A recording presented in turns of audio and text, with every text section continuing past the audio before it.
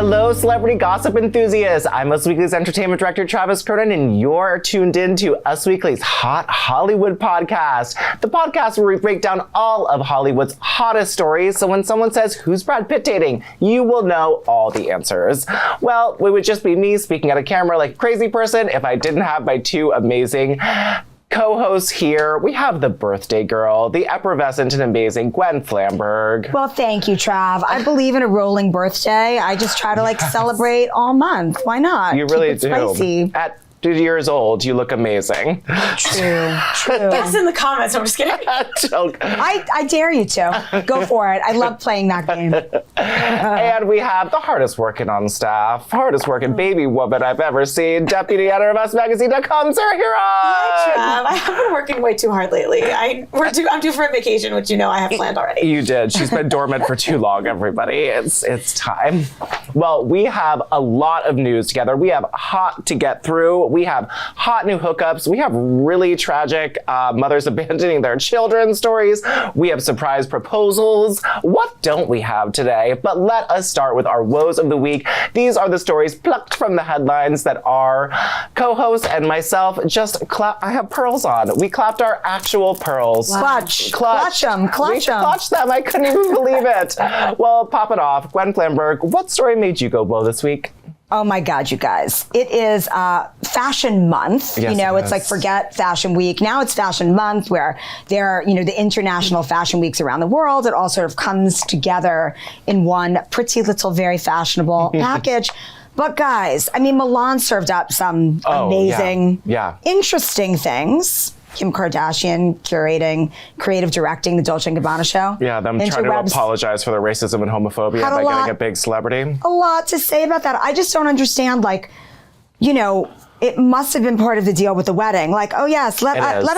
Wedding? Yes, let us dress you all. Yeah. And then was negotiated that Kim would creative direct the show. Also, so weird that Khloe was wearing the outfit that Kim wore to the wedding. I thought that too. Show. But the best part limited number, as we discussed before, the pieces that the family wore to the wedding were archival pieces, but they were recreations of archival pieces because those girls don't have model bodies. No. Sorry. Especially 90s models' bodies. So there's only limited, they're really trying hard.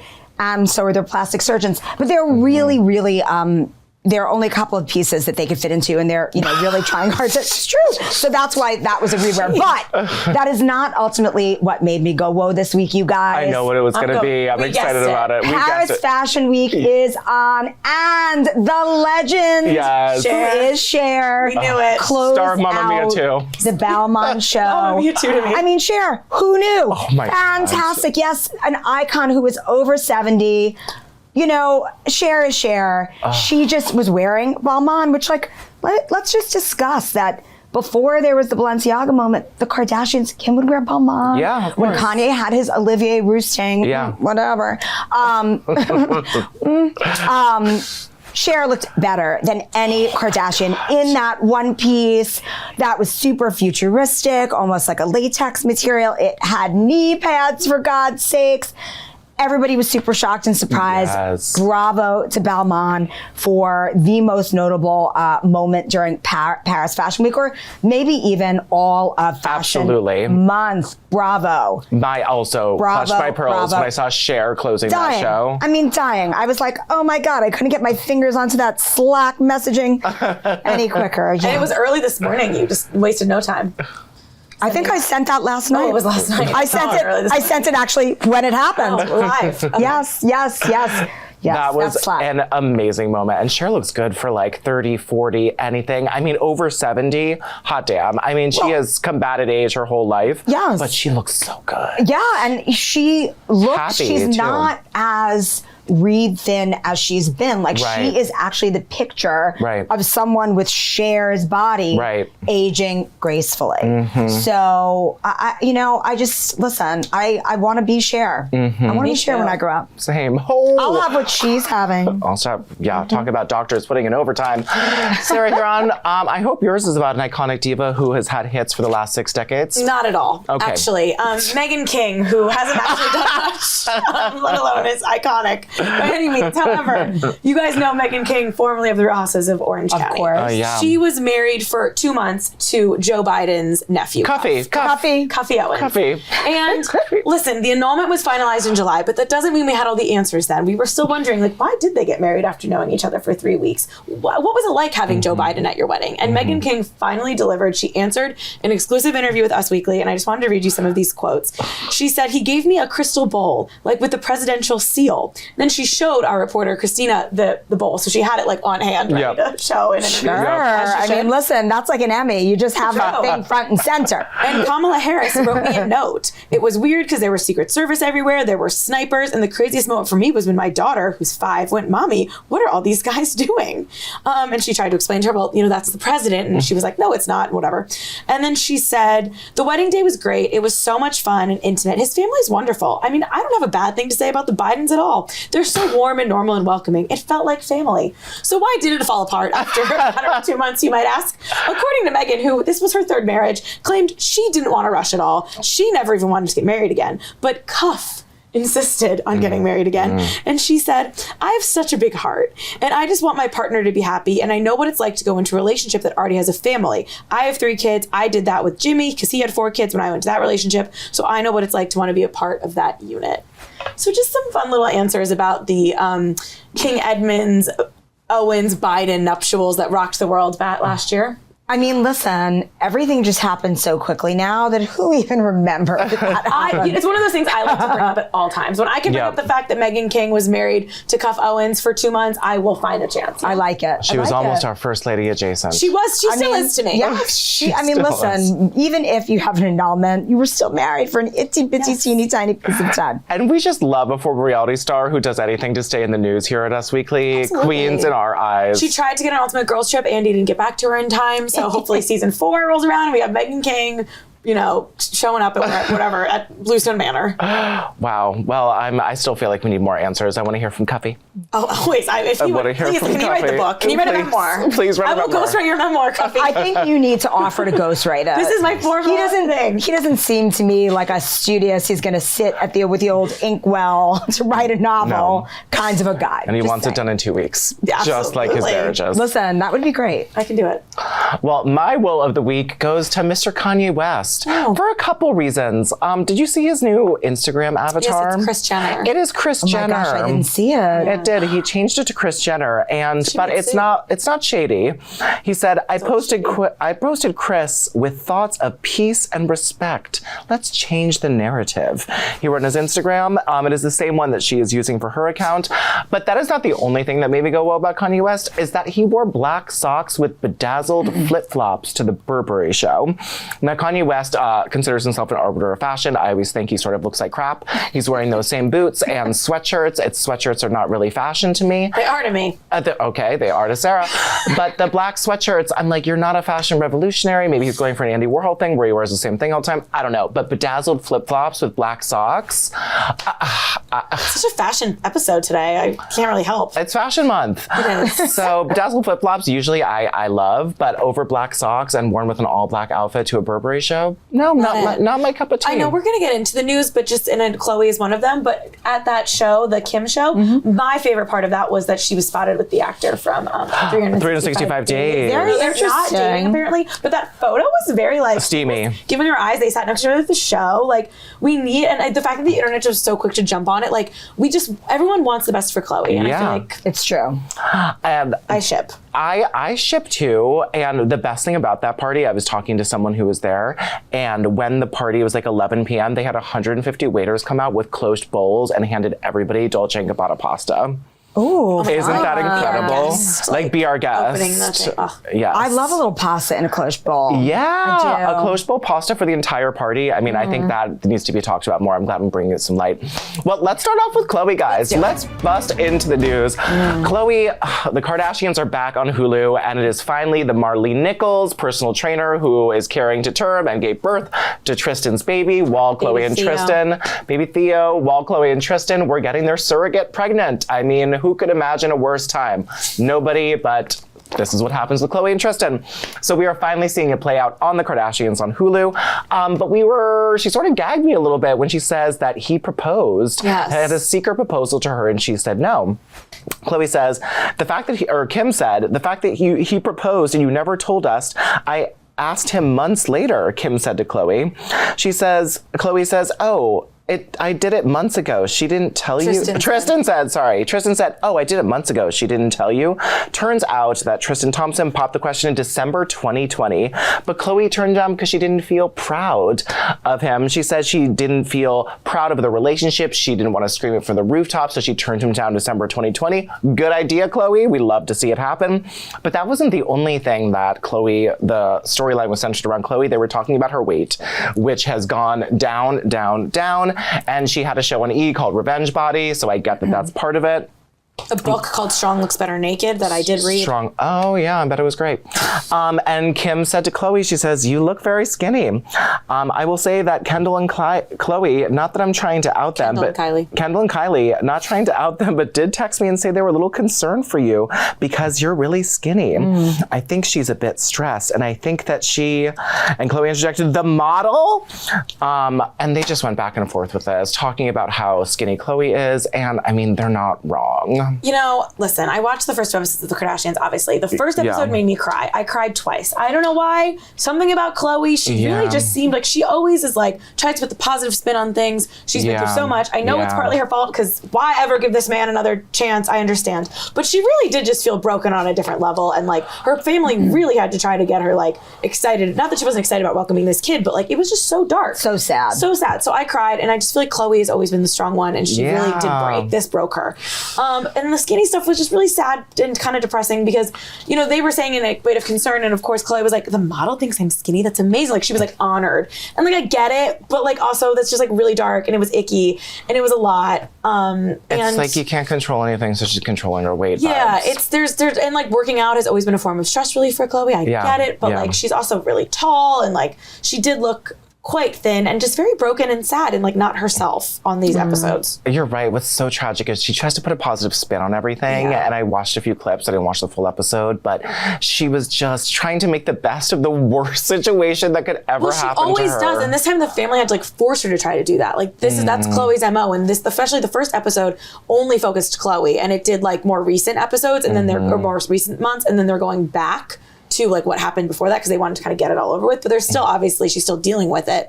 So there's like nuggets of it, but she never talks about how she was having a kid except for in the first episode because it's like kind of like the reveal. And we don't know the name, but she said she wanted to name it something with a T because true and whatever. But Lily Nichols went with Theo for her kid. So it's all so sad. I do feel, guys, that the Hulu show is more, it's like a little deeper. Like it's more emotional. It's like a docuseries. Yeah. Well, their lives are like a little darker right now. Yeah. True. But I just feel like the old show was just like them eating salads and talking shit. Yeah. Totally. Yeah. Well, I can't wait for most of it. It really is like a docuseries. It's interesting. I love the stories that are coming out of it.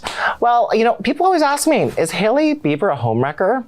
And I have to say, I don't know, but now we do. Hailey Bieber was on the Call Her Daddy. You still think she is? Maybe. We'll get into it. Okay. So she was on the Call Her Daddy podcast, which is just wildly successful.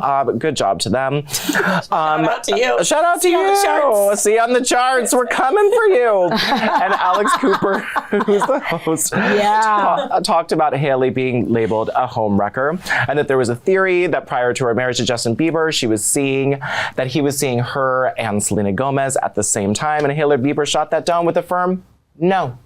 And that is all. Hailey continued, she says, when him and I ever started even like hooking up or anything of the sort, he was not ever in a relationship, ever at any point. It's not my character to mess with someone's relationship. I would just never do that.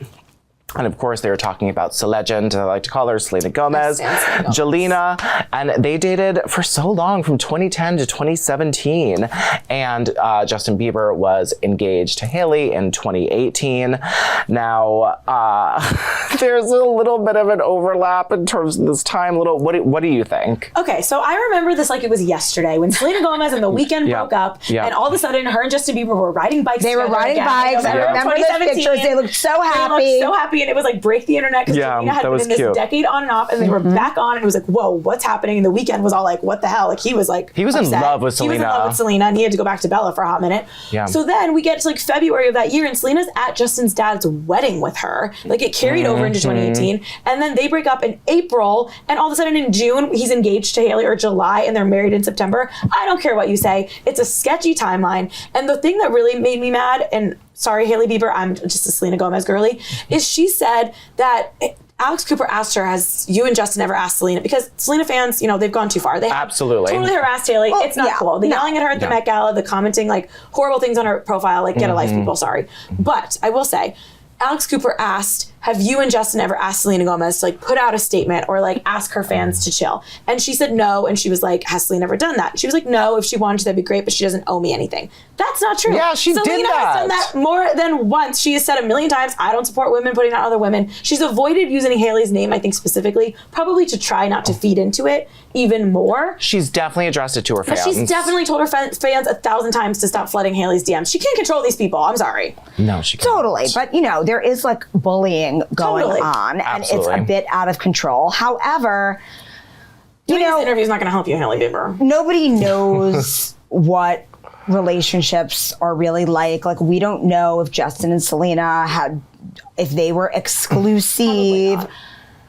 Listen, Broken it's- up but seeing the each other a history is little there. bit. Totally, I don't know. It's totally messy. Hailey Bieber has so much God in her game that I just don't think that she would do something to really hurt somebody else. But I also think that like Hailey and Justin were way too young to like jump into marriage.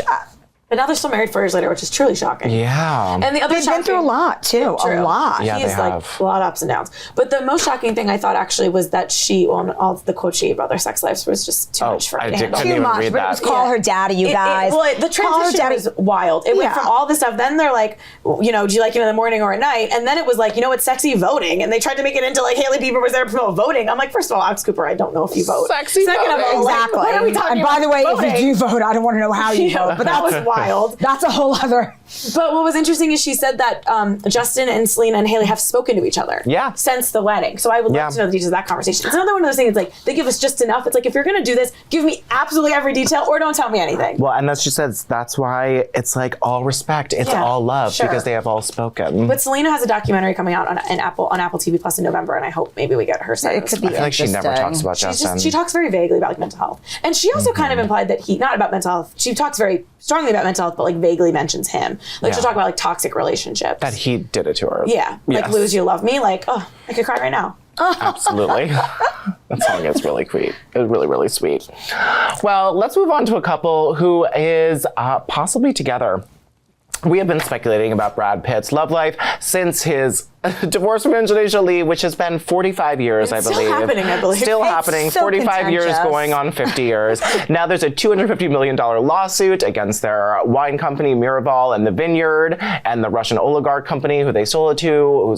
Well, and now there's a skincare line in what does that partnership, have to do with Brad in partnership with the parent family, who are the Yeah. other, the original owners of the Vineyard. Right. It is so messy, you guys. It is so messy, and it's going to continue on for another 400 years. Longer than Queen Elizabeth's reign. I think this divorce is going to go down. But he, Us Weekly, can confirm that he is, quote, hanging out and seeing, this language is really tough coming from these sources, but let's say casually dating, seeing each other, enjoying each other's bodies, perhaps. Emily Ratajkowski and Brad Pitt were seen at a restaurant in Paris. They were seen in a restaurant in New York a week later. They were both in Milan together at the same time this week. And yes, Us Weekly can confirm that they are hanging out, dating, call it whatever you want, you know the type. They're two hot people who are loving up on each other. Weird. What do you think as someone who, has put yourself out there for Mr. Pitt a few times? William Bradley doesn't look Pitt, happy. Listen, our body types are not that different. Me and Emma. Both the racks of life. Anyway, here's what I think, you guys. Stars, they're just like us. Yeah. When people are hanging out, casually seeing each other, here's what they are. They are two hot single people Yeah. who are boinking. Boinking. Thank God you. bless. Yes. I hope they are enjoying each other's company. Me too. Bodies. And, is it going to last?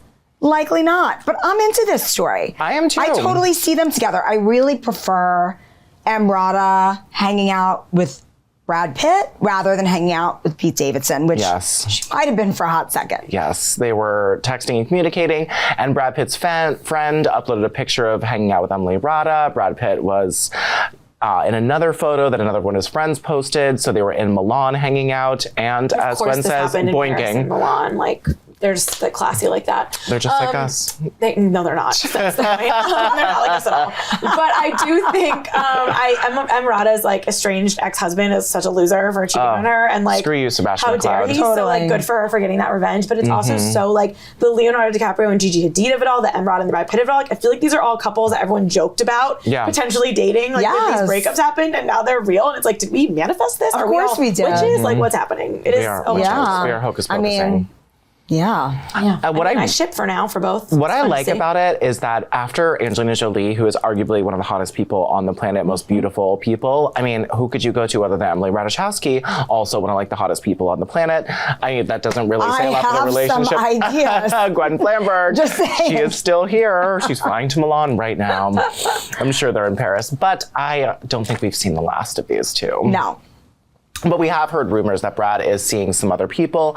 But I mean, him and Emily Rada have been like all over the world together. We know this is how celebrities do. They sort of start to travel with each other is a big, relationship step with them, where they don't just like stay at home and see each other when they go out. When they're traveling to different cities, that sort of means something is going on. He just launched a skincare. It's true. He just launched a skincare line and needs a little good publicity. Yeah. She is getting over marriage where he cheated on her so much. Yeah, his husband cheated on her. Listen, have at it. Have fun. Like, this makes sense. Enjoy your boinking on every city across Europe and these United States.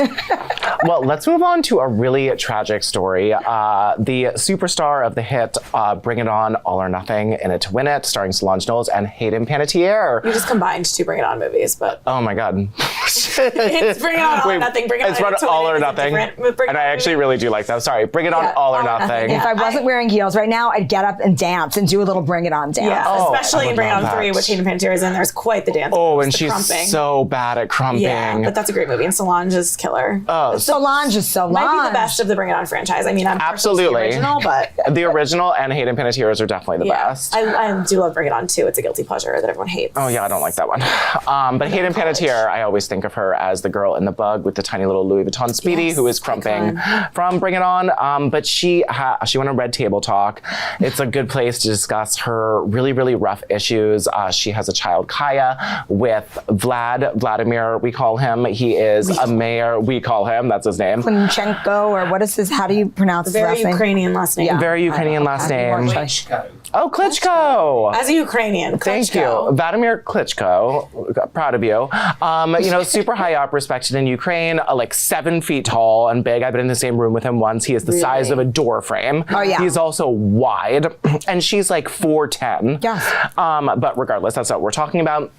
So Hayden, we knew that she gave up custody of her daughter Kaya when she was having her substance abuse issues and dating that guy Brian, and he was horrible. Brian Hickerson getting in fights with each other, throwing hamburgers. It was a really, really hot mess. So in this week's episode of Red Table Talk, and pregnant Kelly Osbourne was a guest host, which was Willow was like, I'm going on vacation. Let's call Kelly Osbourne. Let's call Kelly Osbourne. Okay. She's pregnant. She's here. She's fine. About addictions. She sure does. She does. And it was really eye-opening because Hayden talked about the trauma that her daughter is going to experience when she's older because of Hayden giving her up and relinquishing custody to Vlad.